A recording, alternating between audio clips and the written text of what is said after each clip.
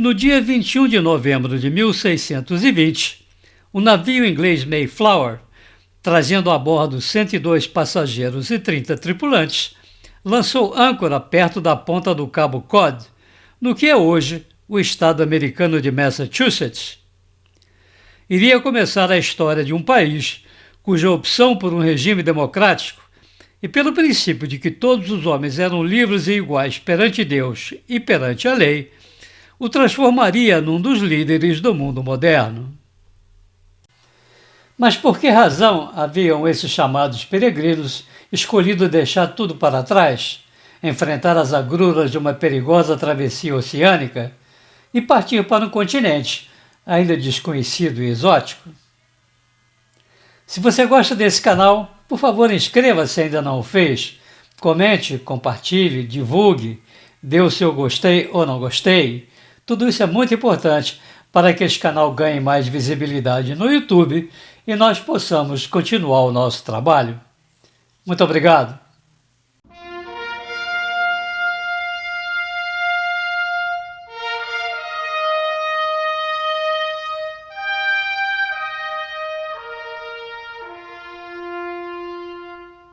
No século XVI, o correspondente teológico a um grande abalo sísmico fez tremer os alicerces da Igreja Católica em toda a Europa.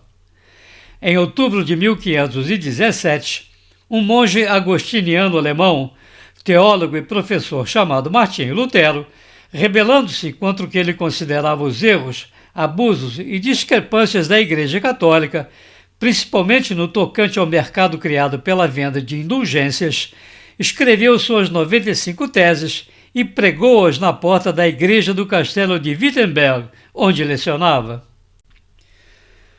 As ondas de choque desse abalo assumiram a proporção de um cisma religioso que iria se desdobrar nas diversas facetas doutrinárias componentes do que se convencionou chamar de Igreja Protestante ou da Reforma.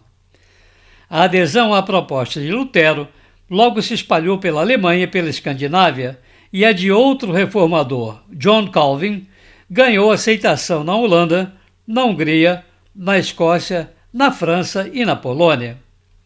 O cristianismo fragmentava-se na Europa e gerava uma polarização que iria causar violentos confrontos até os dias de hoje. Em 1534, outro fio dessa complicada teia de fervores religiosos iria partir-se. Rebelando-se contra a recusa do Papa Clemente VII em anular seu casamento com Catarina de Aragão, o rei inglês Henrique VIII promoveu a separação da Igreja da Inglaterra da Santa Sé, criando a Igreja Anglicana e cancelando a autoridade papal sobre seus seguidores. Inicialmente, os doutrinadores dessa nova igreja adotaram um caminho intermédio entre o catolicismo e a reforma.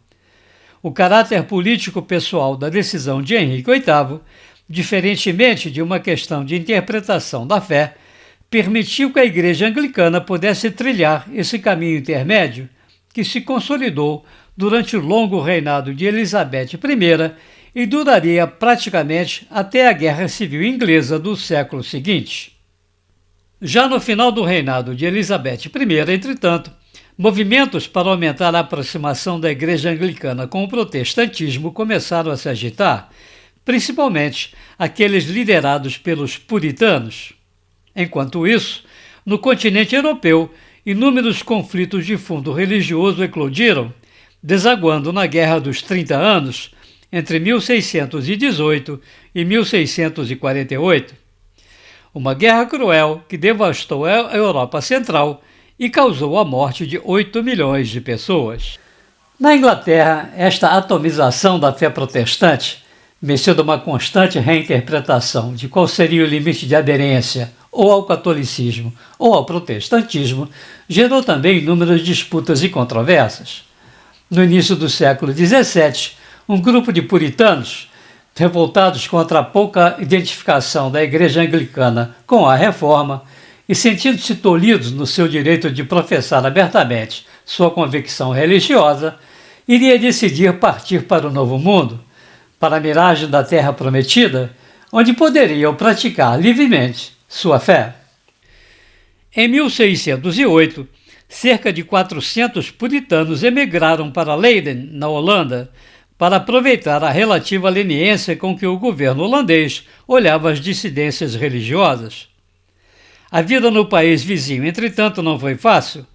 Sem outra alternativa de trabalho, foram obrigados a se empregar em ocupações duras e insalubres que acabaram por causar sérios problemas de saúde aos imigrantes. Adicionalmente, confrontos entre grupos religiosos na Holanda deram início a uma série de rebeliões civis e ao temor de que a Espanha, como antes fizera, pudesse novamente dominar o país. Como prevenção, os holandeses procuraram uma aliança com a Inglaterra, cujo rei, James I, condicionou o acordo a que os puritanos rebeldes fossem expulsos. Foi a gota d'água. Em 1620, sem outra qualquer opção, o grupo de puritanos decidiu partir para o Novo Mundo. Era uma viagem arriscada. Tentativas anteriores de assentamento na América do Norte haviam falhado miseravelmente.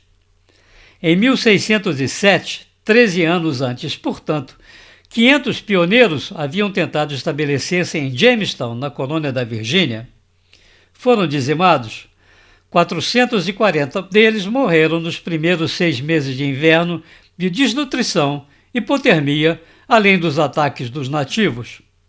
Mesmo assim, os puritanos resolveram partir, confiando na proteção divina e que Deus iria, como acreditavam, fazer prosperar os nossos esforços. O esquema inicial era usarem 2 navios. O Speedwell, um barco relativamente pequeno, os levaria de Leiden para a Inglaterra, e o Mayflower, que iniciaria a viagem a partir de um porto inglês com parte dos passageiros e os suprimentos necessários. Mas nem todos foram. Muitos não puderam partir porque não tinham recursos para comprar provisões suficientes. Decidiu-se então que os mais jovens e fortes iriam primeiro. Os demais, inclusive John Robinson, seu líder e quem tivera a ideia da viagem, permaneceriam em Leiden para uma futura oportunidade. A partida de Leiden foi um evento de extrema emoção, com a dor da separação enchendo de lágrimas os olhos dos que iam e os dos que ficavam. Observadores da época descrevem a tristeza da partida com os soluços e as preces das despedidas. Após 3 dias de viagem, no dia 5 de agosto, o Speedwell ancorou em Southampton e os peregrinos viram o Mayflower pela primeira vez, sendo carregado com os provisionamentos para a travessia. Com ambos os navios carregados, a viagem começou. Mas aí começaram também os problemas. Logo após a partida, o Speedwell apresentou vazamentos e tiveram que retornar ao porto inglês de Dartmouth. Depois dos reparos, partiram novamente. E novamente, quando já estavam a 200 milhas da costa inglesa, o Speedwell teve mais problemas de vazamentos. Tiveram de voltar. Por essa altura, já era setembro, e o propósito inicial de chegarem à América ainda no verão malograra-se. Além disso, boa parte dos suprimentos, que deveriam durar toda a viagem e garantir a sobrevivência do grupo durante os primeiros tempos na colônia, estava sendo consumida. Considerado inseguro para empreender a travessia oceânica, o Speedwell foi descartado e seus passageiros transferidos para o outro navio. E foi só no dia 26 de setembro, após esperar uns dias pelos ventos adequados, que um sobrecarregado Mayflower lançou-se ao Atlântico. Pelos cálculos de William Bradford, agora líder do grupo de peregrinos, o estoque de comida após a travessia iria durar apenas um mês. A primeira metade da viagem ocorreu num mar calmo e com bom tempo. Depois, tudo mudou. Tempestades vindas com o forte vento nordeste transformaram a travessia no inferno. Os passageiros, obrigados a suportar o desconforto do confinamento num navio apinhado de gente, eram obrigados às vezes a passar dias atulhados no porão do navio, ensopados pelas ondas que varriam o convés. Por muito pouco, o Mayflower não foi colocado entre as opções de retornar ou afundar. Sua fé, entretanto, manteve a esperança. Viam-se como povo judaico, capitaneados por Moisés a caminho de Canaã. Deus os guiaria e os protegeria. Assim, apesar de todos os percalços, apenas uma morte ocorreu durante a viagem e um nascimento. Finalmente, no dia 19 de novembro, avistaram o Cabo Cod. 2 dias depois, fundearam. Haviam chegado. Antes de desembarcarem, entretanto, resolveram firmar um pacto entre eles. Depois de sofrerem perseguições e restrições impostas na Inglaterra e na Holanda, o propósito era o de criarem uma comunidade autogovernada e fiel aos princípios da fé e da igualdade. Seriam livres, mas respeitariam a liberdade individual de cada um. Seus direitos legítimos seriam limitados apenas pelo direito legítimo da outra pessoa. Estes princípios visavam também prevenir a violência que poderia certamente explodir numa comunidade faminta e fragilizada. O problema, no entanto, não era só este. As condições do tempo eram extremamente adversas.